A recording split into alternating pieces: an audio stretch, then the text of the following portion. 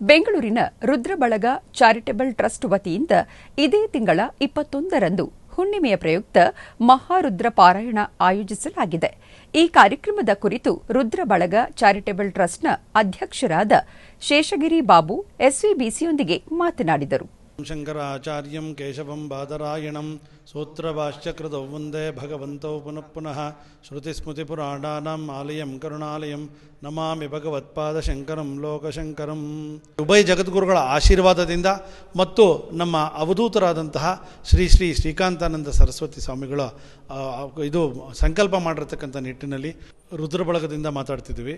ರುದ್ರಬಳಗ charitable trust Bengaluru.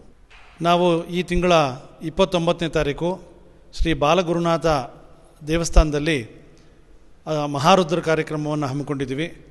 ಬೆಂಗಳೂರಿನಿಂದ ರುದ್ರಬಳಗದಿಂದ ಸುಮಾರು 150 ಜನ ಋತ್ವಿಕರು ಬಂದು ಅಲ್ಲಿ ಮಹಾರುದ್ರವನ್ನು ಮಾಡ್ತಾಯಿದ್ದೀವಿ. ಆ ದಿನದ ಕಾರ್ಯಕ್ರಮವನ್ನು ಆ ದೇವಸ್ಥಾನದ ಎಲ್ಲ ಪದಾಧಿಕಾರಿಗಳು ಸೇರಿ ಮತ್ತು ಊರಿನ ಜನರೆಲ್ಲರೂ ಸೇರಿ ಈ ಕಾರ್ಯಕ್ರಮವನ್ನು ಲೋಕ ಕಲ್ಯಾಣಾರ್ಥಕ್ಕಾಗಿ ಮಾಡ್ತಾಯಿದ್ದಾರೆ. ಎಲ್ಲಿ ಶಿವನ ಸ್ತುತಿ ಮಾಡ್ತೀವಿ, ಪರಮಾತ್ಮನ ಸ್ತುತಿ ಮಾಡ್ತೀವಿ, ಅಲ್ಲಿ ಎಲ್ಲರಿಗೂ ಕೂಡ ಭಗವಂತ ಒಳ್ಳೇದು ಮಾಡ್ತಾನೆ, ಸುಭೀಕ್ಷವಾಗಿರುತ್ತೆ ದೇಶ ಮತ್ತು ಎಲ್ಲರಿಗೂ ಆರೋಗ್ಯವಾಗಿರುತ್ತೆ, ಎಲ್ರಿಗೂ ಆರೋಗ್ಯವನ್ನು ಕೊಡ್ತಾನೆ ಅಂತಕ್ಕಂಥದ್ದು ಒಂದು ಅಪಾರವಾದ ನಂಬಿಕೆ. ಎಲ್ಲಿ ಭಕ್ತಿ ಶ್ರದ್ಧೆಯಿಂದ ನಾವು ಭಗವಂತನನ್ನು ಧ್ಯಾನಿಸ್ತೀವಿ ಅಲ್ಲಿ ಶ್ರುತಂ ಹರತಿ ಪಾಪಾನಿ ಅಂತ ಕೇಳ್ತಕ್ಕಂಥವ್ರಿಗೂ ಕೂಡ ಮಾಡಿದಂತಹ ಪಾಪಗಳೆಲ್ಲ ತೊಳೆದು ಹೋಗುತ್ತೆ ಅಂತ ಶಾಸ್ತ್ರಗಳು ಹೇಳುತ್ತೆ. ಹಾಗಾಗಿ ಮಹಾರುದ್ರವನ್ನು ಅಲ್ಲಿ ನಾವು ಹಮ್ಮಿಕೊಂಡಿದ್ದೀವಿ.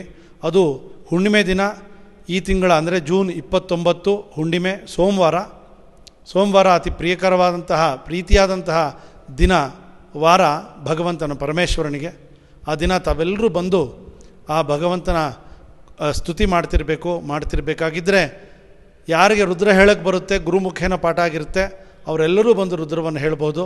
ಹಾಗೆ ಕೇಳ್ತಕ್ಕಂಥವ್ರಿಗೂ ಕೂಡ ಅಲ್ಲಿ ಎಲ್ಲ ಪಾಪಗಳು ತೊಳೆಯುತ್ತೆ ಅಂತ ಶಾಸ್ತ್ರಗಳು ಹೇಳ್ತಿರೋದ್ರಿಂದ ಹೆಚ್ಚಿನ ಸಂಖ್ಯೆಯಲ್ಲಿ ಬಂದು ಭಾಗವಹಿಸಿ ಭಗವಂತನ ಕೃಪೆಗೆ ಪಾತ್ರರಾಗಬೇಕು ಅಂತ ತಮ್ಮೆಲ್ಲರಲ್ಲೂ ಕೇಳ್ಕೊತಿದ್ವಿ.